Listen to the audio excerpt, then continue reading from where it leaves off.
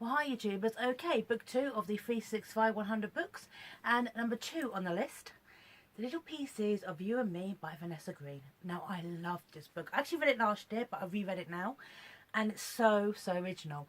It has it's based on two friends by the name of Sophie and Isla, and it's quite funny how they've been friends since they were little. And as a lot happens in this kind of fiction, they make lists about how they think their life would go, and like a bucket list of things they want to do, and then real life gets in the way. And sadly, they didn't fulfill their dreams, or not in the way they wanted to fulfill their dreams. Life, as it said, gets in the way. Now, it really kind of centres a lot on Isla, because Isla is living, at the start, living the dream. She lives in Amsterdam. She's about to move a play she's been working on to New York.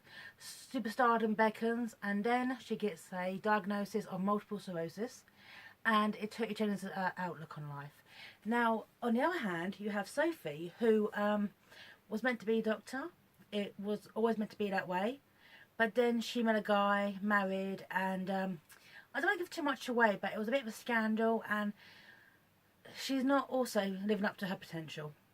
So yeah, it's about two women's lives, best friends, who life just takes a turn. And it's quite funny. At the beginning, Isla says to a potential boyfriend, Raphael, about this list, and her attitude is, well, there's still time. And it turns out, due to her diagnosis, there isn't. You know, there's a countdown now. And one thing I will give Vanessa Green full respect to, she did her research on multiple sclerosis. She talked about how it affects you mentally, physically, how it affects your employees in the workplace.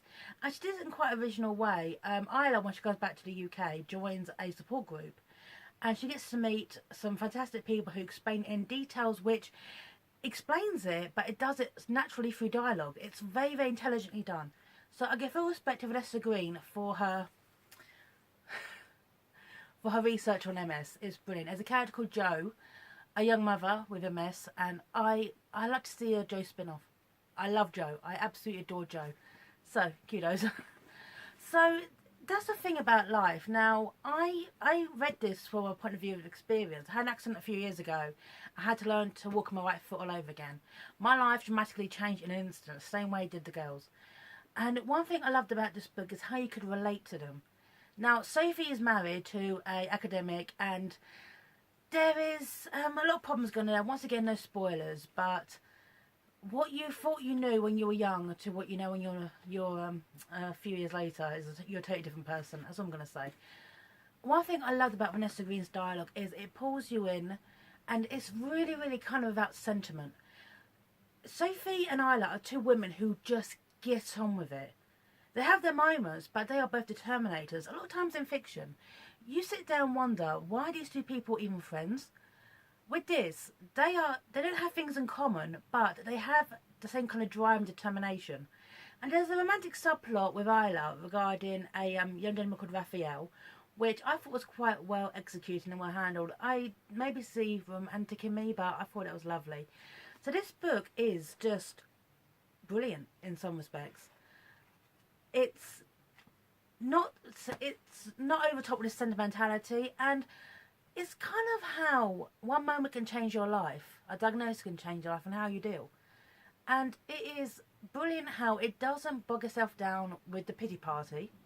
It doesn't go on and on, okay, about how this will ruin her life. It's about two determinators. It's brilliant. And I like the fact that these women are so different, but what they have in common is each other. And that is, because as we get older, our friendships change. But as long as you have each other, you'll be fine.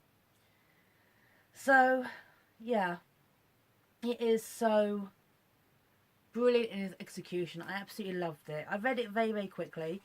I love the dialogue. I love the pacing. So I am going to shout out right now to Vanessa Green for this fantastic book, which is a nice, easy, pleasing read that does not go over the top. Loving it. So anyway, thanks for watching my little short review of the Little Pieces of You and Me, book 2, or book 99 of my 100 books I've got to read in a year. So shout out to Vanessa Green. I can put links to her right under this. Sign off and take care. Bye now.